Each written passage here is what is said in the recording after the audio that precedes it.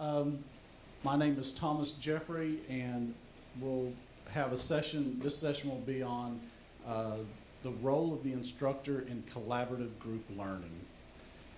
We'll actually take a look at student and instructor perceptions, some research that was done, including some research that I did. But more importantly, what I want to do is uncover what we think the students think and what they think through the research, and how we feel about collaborative group learning.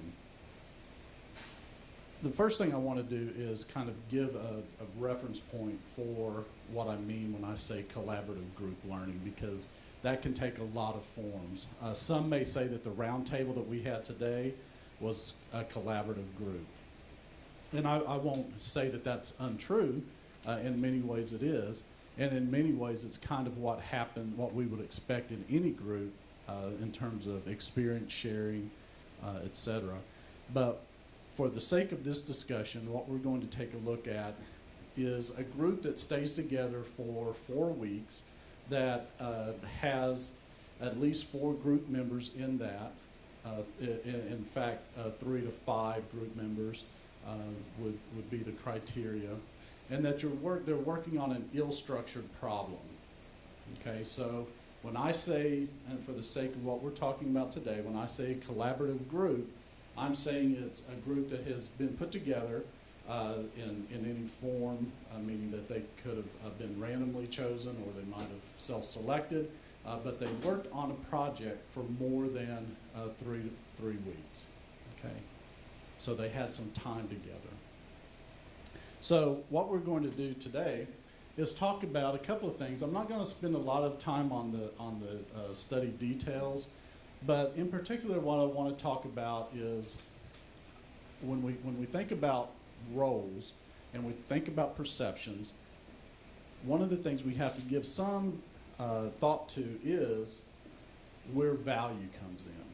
Because I can tell you right now, if you don't value something, your perception is going to be low right off of the bat. And that's just our human nature. So what I want to do is take a look at the value, what we consider maybe the value of collaborative group learning to be. Then I want to take a look at what the instructor expectations of instructor involvement are, both from the student perspective and from the instructor perspective. And we'll unpack this as we go along. Then finally, we'll talk about some accountability of success. So again, we'll get more into an uncovering of what I mean by these terms. But those are the 3 areas that I want to take a look at from a study, from a research perspective, as well as get your thoughts on these. And then we'll conclude by talking about some implications of what we've just found out and what discussion we have within the session today, and then some implications also for technology use, okay, because the study actually included both face-to-face and online collaborative groups. So the first thing I want to do is start with a question, or actually several questions. The first one is, why use collaborative groups?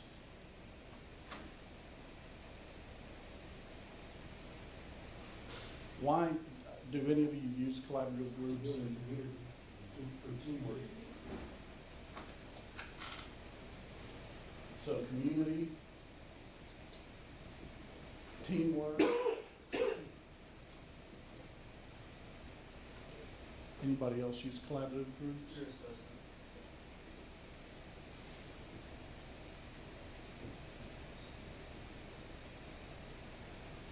I always believe knowledge is constructed socially, so that's why we need subgroups. And to mirror the work world.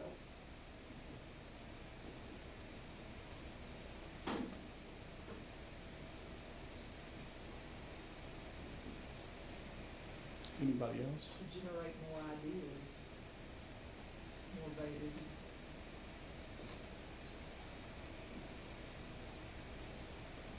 Okay. students to work with their strengths.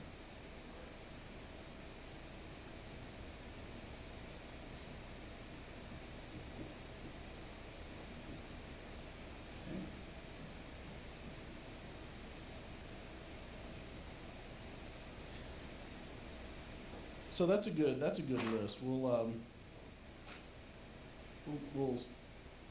move on from there. So my question is, and a lot of this, I mean, how do you, this is not multiple choice, I mean, and some of this is not assessment, I mean, in terms of easily assessed.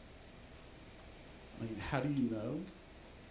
Number one. So my question is, do you think, so this is our ideal, this is what some of the stuff is we want to happen.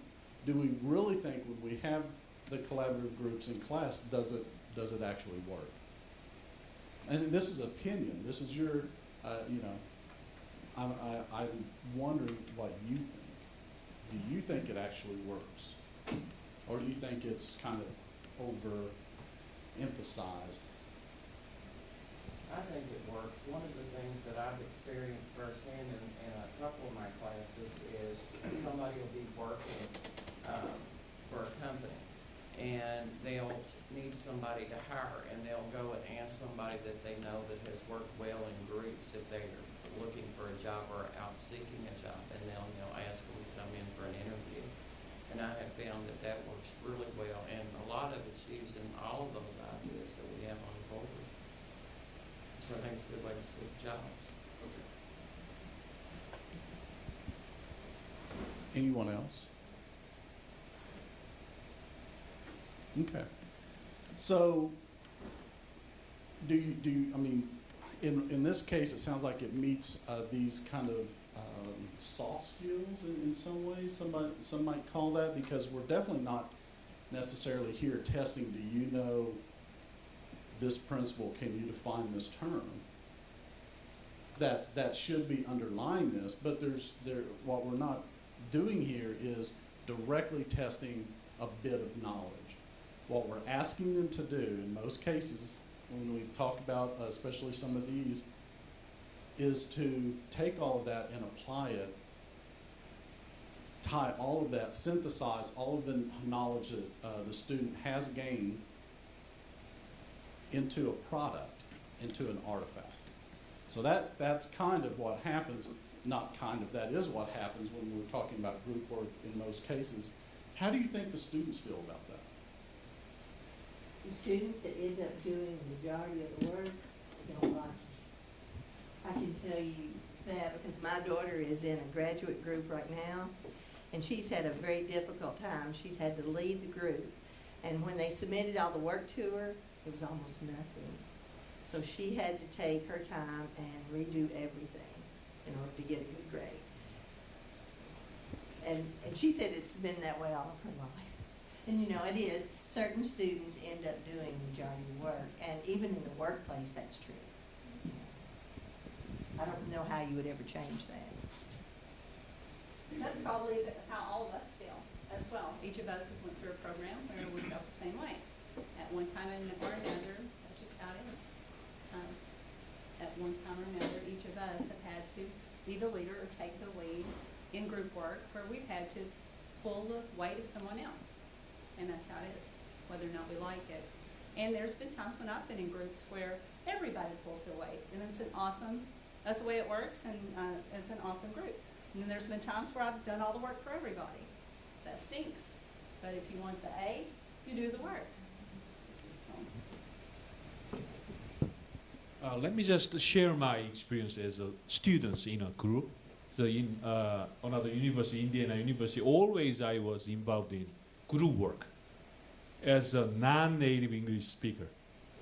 And usually mainstream students were American students. In that case, I hate that many times I feel. Oh, I don't like this. Because as you can guess, for example, if you were in a Korean language group as a student there in graduate study, how you feel about that? So you can just guess, position take. So my case, I think in terms of collaborative groups, always social or cultural background, always involved, like gender issues, and racial issues, ethnic groups. My case, I really had a hard time. That's why I really prefer to study online rather than face-to-face group project.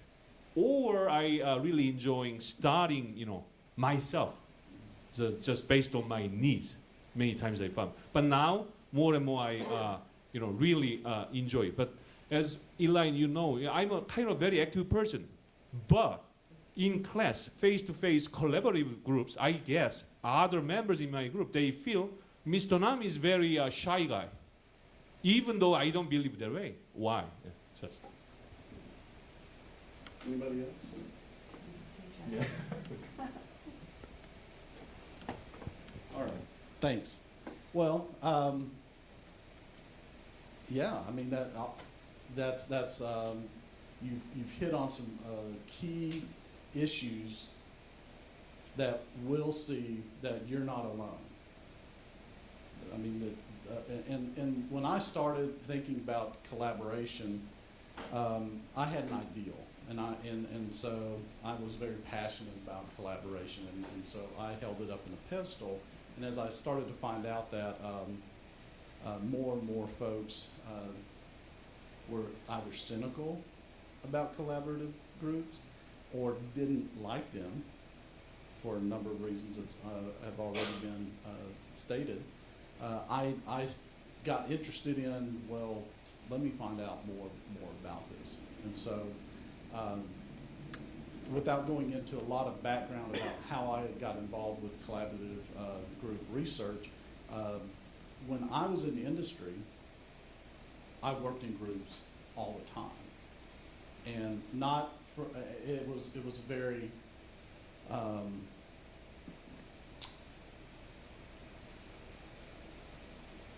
when we were working together, there was this sense that I hear that one person does all the work, or that in a situation there wasn't, one person did everything, et cetera, there wasn't an equal sharing, was not my experience.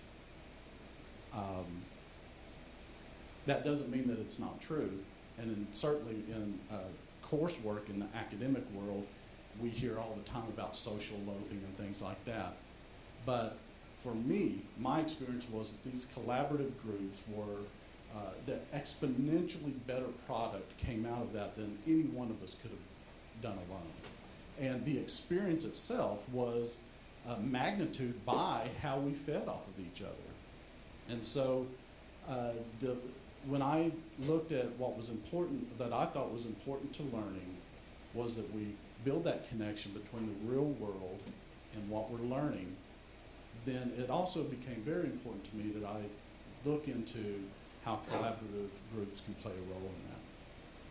So my other question is, so what do you feel about it? Without taking a poll or asking individually, I might say that what I sense is that most of you would feel like, well, we do it because we have to. Because where else are they going to get this opportunity?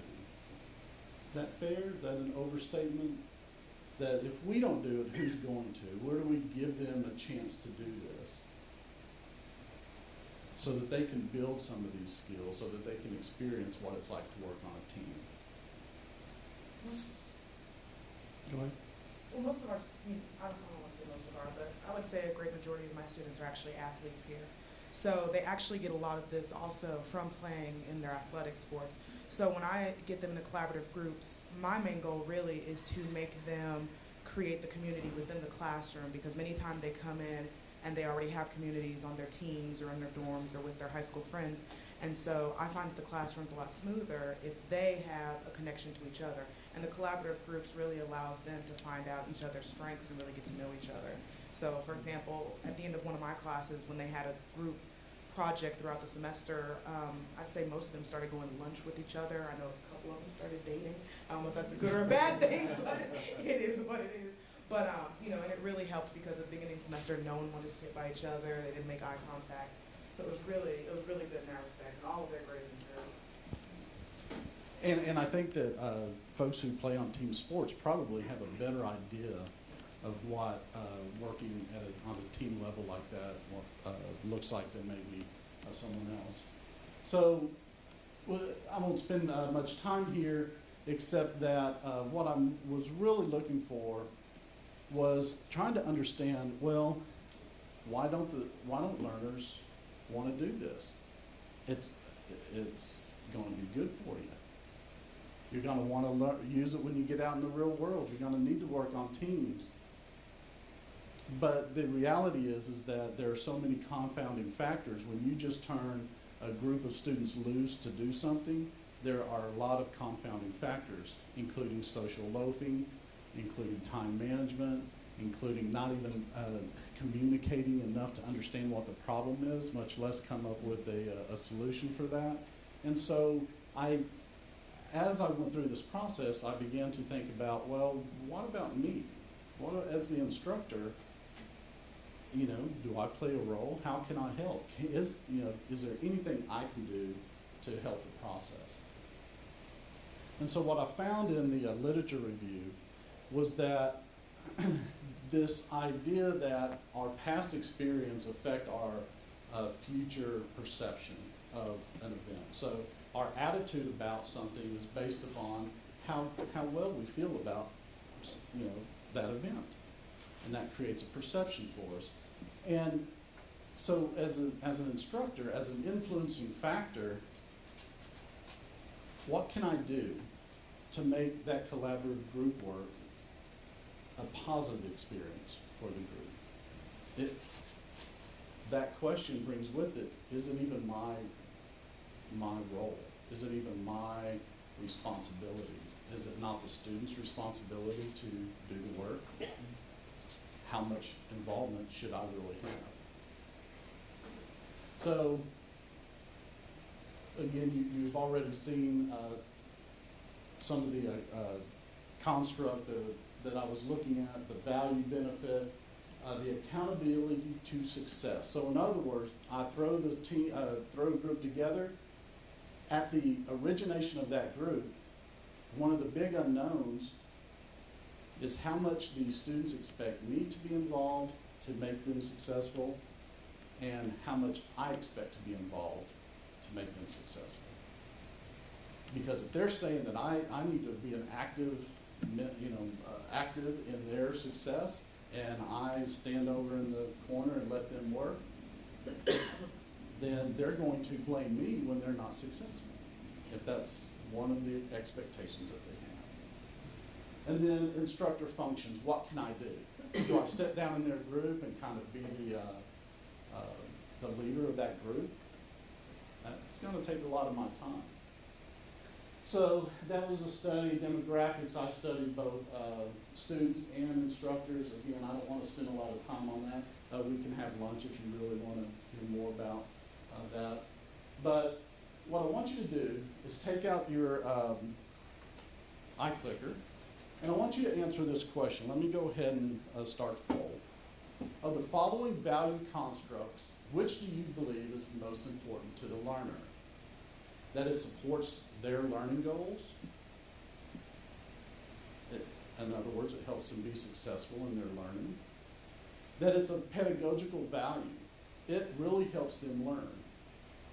Or that it's of professional benefit.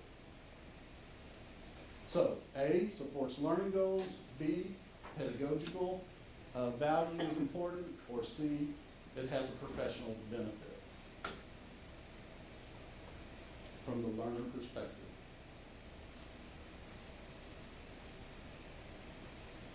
Make sure that you have the blue dot. I have low battery. Low battery. Let me pass you one back real quick.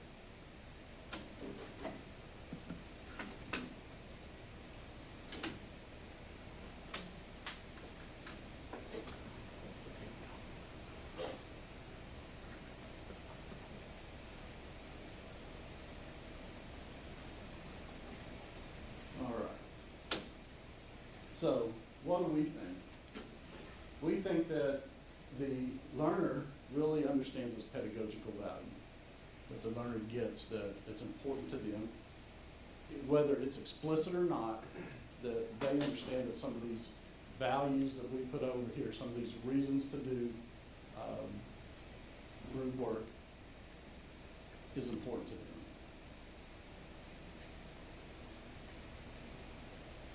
In fact, they believe that it's going to be important to them in the real world, the professional benefit. So they already get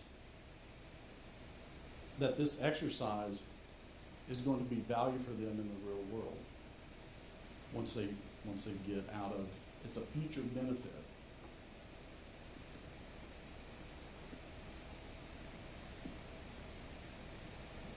Some of their value responses, and what I mean by that is, so they filled out a closed-ended question, and that's where we got the graphs. And then we also asked, well, tell me more about that. What do you mean? And so some of the things that, I mean, number one, as a major one, was professional requirement. They're going to be required, so they get that right off the bat. But some of the things that they also mentioned about it was that some just prefer to work alone.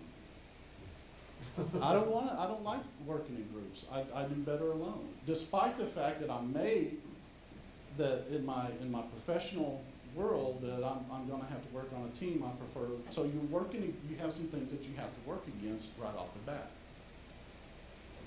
They get some of the, again, what we talked about over here, just diverse skills and experience, some problem solving. Then from the instructor point of view,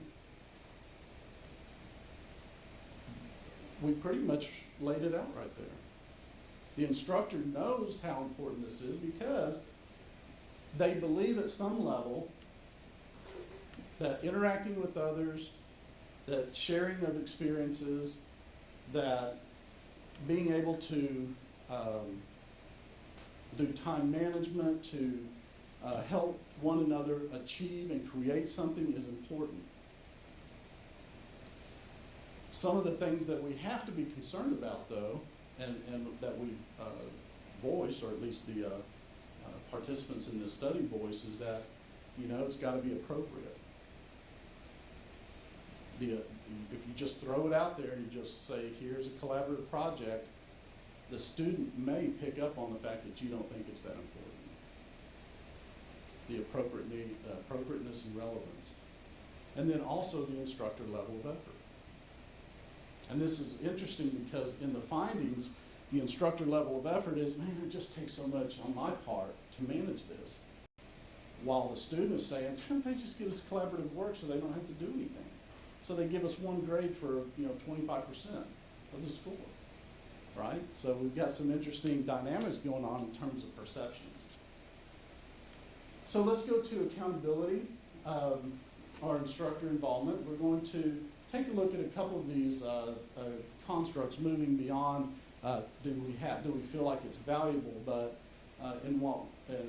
how should the collaborative groups work? And we'll take a look at whether we should leave students alone or whether we should be active in the group work. So if you'll take your clicker out, I'll go ahead and open this. Students need to be left alone and discover for themselves how to resolve issues that arise within the group. And so A would be that you strongly disagree with this statement, and E would be that you strongly agree. So if I answer that, students need to be left alone and discover for themselves how to resolve issues that arise within the group. Yeah, I strongly agree with that. That's what needs to happen. Would be, or no, I disagree with that. You can't just leave them alone. Is everyone doing all right with their?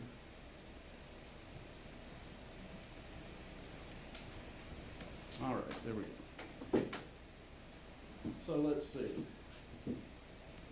Most of us agree that students should be left alone, discover for themselves, and resolve issues that arise within the group. Well, let's see.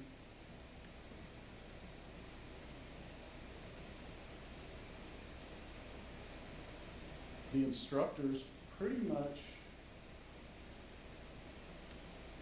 for this survey, the instructors pretty much agreed with you at that level. That would be in the C range right there.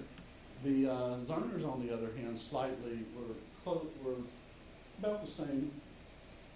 So we can agree that both the learner and the instructor think that we should leave the group alone. Let it work itself out. Is that what y'all read in this? Somewhat? Okay. Well then, let's look at this. Instructors should play an active role in collaborative group learning activities.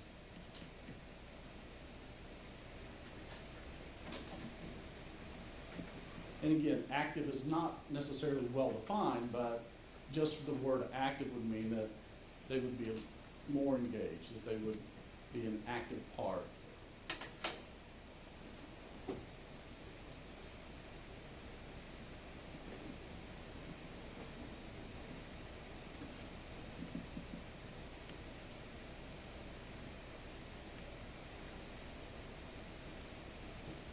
Instructors should play an active role in collaborative group learning activities.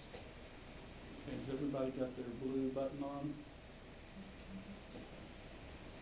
Looks like somebody may be abstaining, or perhaps it's getting to be a low battery. So let's see what the results were. Kind of a split. Some of you strongly agree with that. Most of you are in that, yeah, maybe, maybe not sort of range. For those of you that strongly agree with that statement, why do you believe that? So those of you that strongly agree that instructors should play an active role in collaborative group learning activities, would someone mind helping me understand why you feel that way?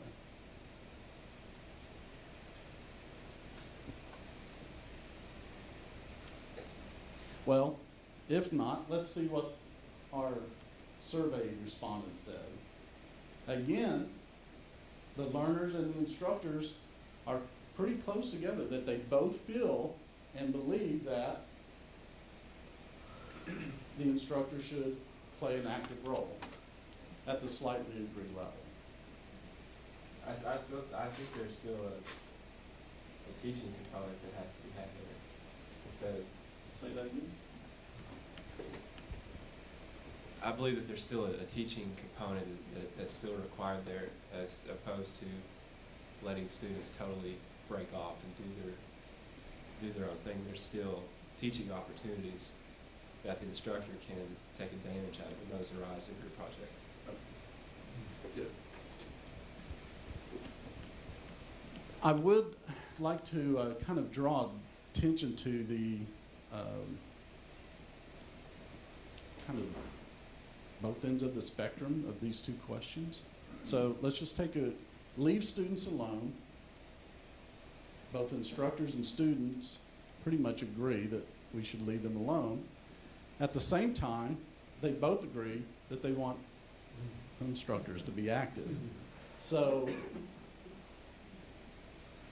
that's something that we'll address in a few minutes when we get to the responses on this. So the next one, so we just talked about, well, do we let them do their thing or do we get involved? The next questions that we're going to ask is about accountability for success. And the first one is, in a collaborative group learning environment, whose responsibility is it to ensure that a group works effectively? With A being all instructor and E being all students. So in a collaborative group, okay, now y'all can chime in. In a collaborative group learning environment, whose responsibility is it to ensure that the group works effectively? All instructor or all student or somewhere in between?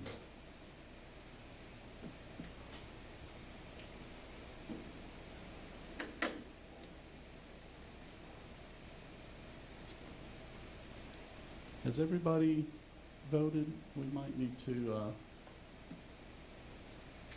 well, we're not going to test to find out who's not being able to, but make sure that you do have that blue light on and that it's not showing low battery. All right, so here's what you think that in a collaborative group, the responsibility is mostly 75% the student's responsibility for them to be effective.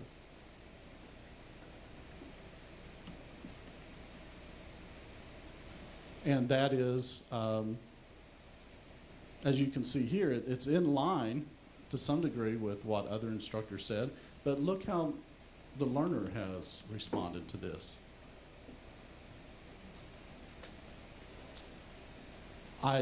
Without it being too statistical, what we don't know is our vote somewhere in here, but we definitely in the data that we have, the students were far more willing to say that, not far more, but more willing to say that they were the ones responsible for the group's success.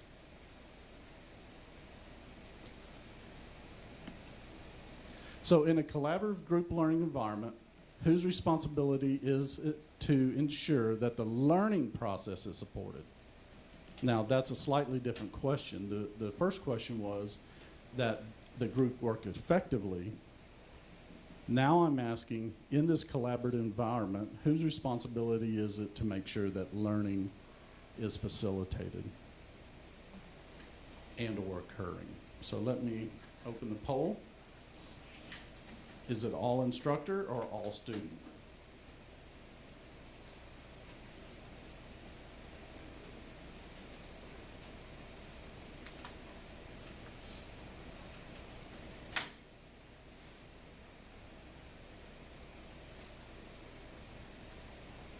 And in this case, it's switched, which kind of, some logic involved there would say, yeah.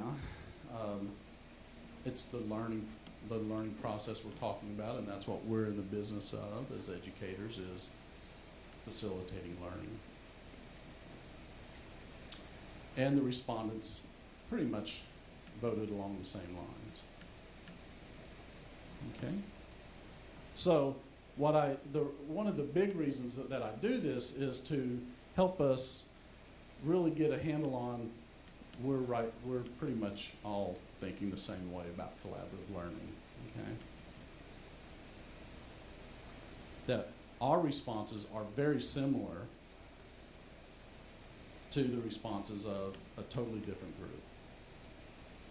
And in particular, you've been right in line with other instructors as well, okay? So now the question that begs is, well, okay, Thomas, great. What can we do to make collaborative groups better? What's my role as an instructor? What can I do to facilitate a group being successful? So we mentioned this interesting scenarios of learners wanting to be left alone, but they want the instructor to be involved. They take full responsibility. Now, not necessarily at the learning process level, but definitely at, when it comes to the group, my responsibility is I take responsibility. I'm part of a group. It needs to be successful.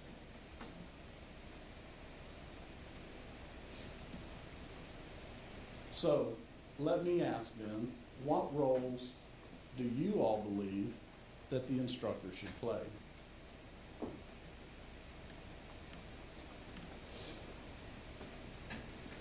So the students are telling us, you know what, I want to be left alone, but I still want you to be part of it. If I can break it down, that's what I read into. And of course, we could have gone into more detail about some of the correlations, but y'all are already getting sleepy, so I figured we'd get on to me asking you, what role should we play as instructors? Many times I heard that a teacher should be facilitator rather than like a manager or. Well, so facilitator, okay. What else? Occasionally you have to be a mediator. Mediator, Okay, They like to brainstorm with the instructor, I think, a lot of times in the group setting. okay. So brainstorming and just bouncing off ideas. Good. I think we gotta be a cheerleader, kind of an encourager Encourager. to help them do what we know they can do, but they may not know they can. Right. The instructor needs to explain what success looks like, Give some examples of success. or, what the win condition is, what it takes to get a good grade. At the end of the day, when you produce a product, what's the level? So not just set expectations about what you need to do, but here's what it might look like. Would that be fair? What would be a better way to describe it? Okay. Oh, I thought you did. Okay. So here are some of the role responses that I got from my participants. And you should see many of the feedback, many of what you just said listed there. And I think that in many ways, there are a lot of the same tasks involved. What I would suggest is that it's more of not just the task that we need to do, but when I say role, the way that we go about that, or how we see in a broader picture what we do. And so while over here we have some feedback like being a mentor, monitoring us to make sure that, what my research showed was that some students, they didn't want to have to go to the instructor and say, Billy's not helping. They wanted the instructor to be aware. So they're, from a monitoring and, do we miss a deadline? Are we, things like that will help keep them on track. So monitoring progress and monitoring how the group is doing. And also facilitating, getting resources, helping me find resources, helping the group as they are going through the process. So this seems to be, in some ways, a little more tactical in nature, if I could say that. On the other hand, when I was getting feedback from the instructors, what I was finding is that it was a much more high-level idea of what I should do. So model-oriented, whether, from an active standpoint, and I think this goes to one of the suggestions is, what does success look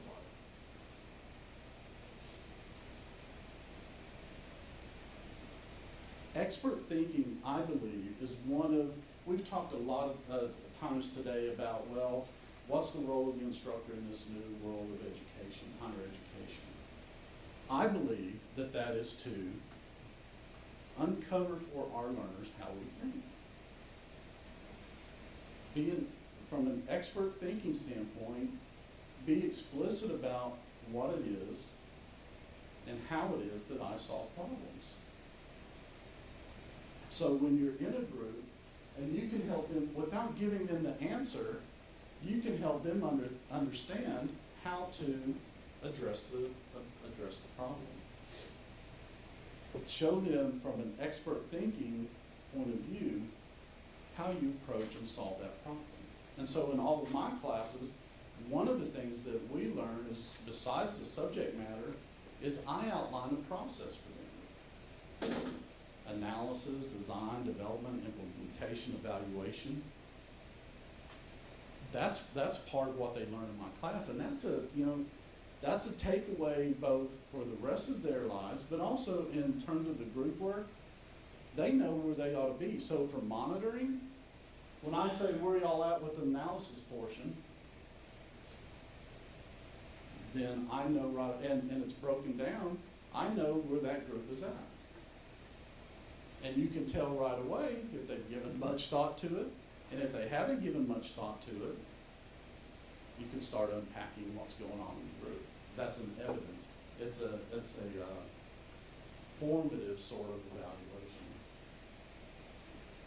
And some of these others go towards that as well. I mean, being able to, I just talked about a progress check and a feedback loop as one of the things that we can do. So, as we take a look at where we're at, oops. So one of the things that is apparent is that there is some tension between what the role of the instructor is, mainly from the standpoint of how much do we get involved. And the feedback that I received in my research is that the students didn't necessarily want someone to just let them go and learn how to sink or swim. There are instructors out there whose model for collaborative learning is sink and swim. And they justify that by saying, in the real world, you're going to have to get it done. And your supervisor's not going to come in and do it for you. That's their justification. How do y'all feel about that? Who's a sink or swim sort of person here? A little bit. To me, it gets to the point toward the end where I felt that I've given them all of the support, all of the ideas, all of the goals. It does get to the point, it's like, okay, now you need to go out and do it. But sink or swim, to me, isn't a realistic portrayal of the professional world, because if so, that business or that organization isn't going to be in business very long. There are actually many of my, former students come back and they're like, my manager's micromanaging me. Actually, that's the issue they're having, is that they constantly are supervising and constantly telling them exactly how to do it. So they would actually prefer more hands-off. But the sink or swim professionally, I don't think, in most instances, is accurate. So I don't feel that it should be implied. In your own role that you see, does any of the roles that were laid out before, let me just go back to that. If you could say, well, that's more about what I do in my groups, where do y'all fall kind of in actually on either of these sort of ideals of the role of the instructor? I've kind of laid out where I sit. I mean, you kind of know where I come from on that.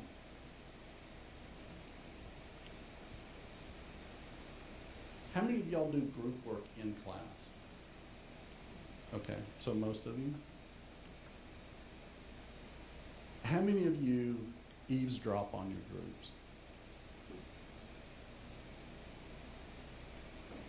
Okay. That's really the best indication to find out how your group is doing, how any group is doing. Is you can tell by their level of conversation. If one person's on their smartphone and the other two are talking about, some current event, some pop star, and the other person is kind of doodling on the paper, they're going nowhere. And so the question is, do they not, the next question is, where are you at on the spectrum of problem solution? Because finding the common ground, it's if you don't know what the problem is, the solution is going to be really tough from a collaborative standpoint.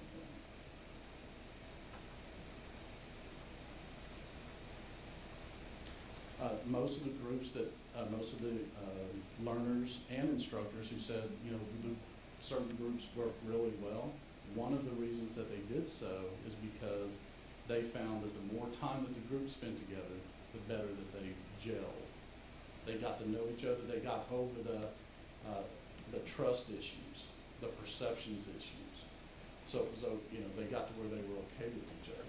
I know, they knew where they were coming from, and they knew what strengths they had and what sharing was going on.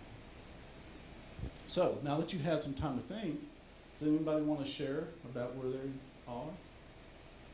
How do you think you are as a what your role is? Is there something is what you do different than what might be up here? I think I'm under the process oriented. I think I'm under the process oriented because I'm always monitoring what they're doing. I'm always asking for weekly, you call it a checklist basically, but a progress check. And I'm always trying to get feedback from them because that tells me if something's working or something's not working. And I may not be able to change it for this go around, but I certainly can change it for the next time. And I think that's where I'd probably fall. Can you tell at those progress checks if there are deep issues within the group? I believe you can, or I feel I can, because that tells me I can tell who's actually doing the work based on the questions or the feedback that I'm getting from the group. You know, I know Rick had spoke about one group that stayed in here last night past midnight. And when I talked to them today, I knew that they had, how much time they have implemented into that. When I called the other groups that haven't set up yet, oh, well, we did a lot of the work over the weekend, but there's nothing showing that they have done that. So my question is, why have we not? You have till 5 o'clock today to get set up. So where's our shortcomings? So that kind of gave me a little bit of a feel. Maybe I need to reevaluate this for the next go around. Thank you. Anybody else? I think I'm process oriented too, but also, Say, Drug- I'm sorry, you what? I think I'm a little bit process oriented too, but also structured oriented because I use rubrics as guidelines for my groups. Dr. Coward and I co-teach a class, the capstone course for the undergrad level. And Yes, Dr. Moore also teaches that at the Louisville Education Center. And we use the grading rubrics. And the feedback, I think, with the rubrics gives them the total package. And the students know the expectations, and they know that we're monitoring all along. They know the expectations. And I think that tells them all along. We work the class. And we also, in doing so, we break down the presentations, the papers, and the peer evaluations with that. And so I think while we're working the class and we're working the group work, we're going around seeing what's going on, seeing where they're at and how we can help them. And this is a lengthy process. This last several weeks is a major group work that they're doing. And it's very important, and we have great outcomes from it. And I think it's a great project that they do. And we see a lot of results from it, and every year we tweak it a little better, make it a little better, make it a little better. And I think it's just a great working process. But I think it's kind of the whole ball of wax. Anyone else have? Sean? Yeah, looking at the list, there are things that I think that I do better and things that I'm not as good at. I'm probably less of the process-oriented person than you guys are. But it really depends on the class and what level the student that I'm working with. So with my gen ed students, I might be a little bit more willing. They're shorter assignments. They have less. For them, they need a little more hand-holding at certain parts of it. By the time we get to our senior capstone, I think there's a lot of, okay, now you really kind of have to stand and deliver, because in 3 months you are going to be doing this for real. You've had 3 years to figure out how to do this. If you need help, let me know. Otherwise, I'm going to assume you got this. But the process is probably where I'm at my worst, to be honest. Thanks.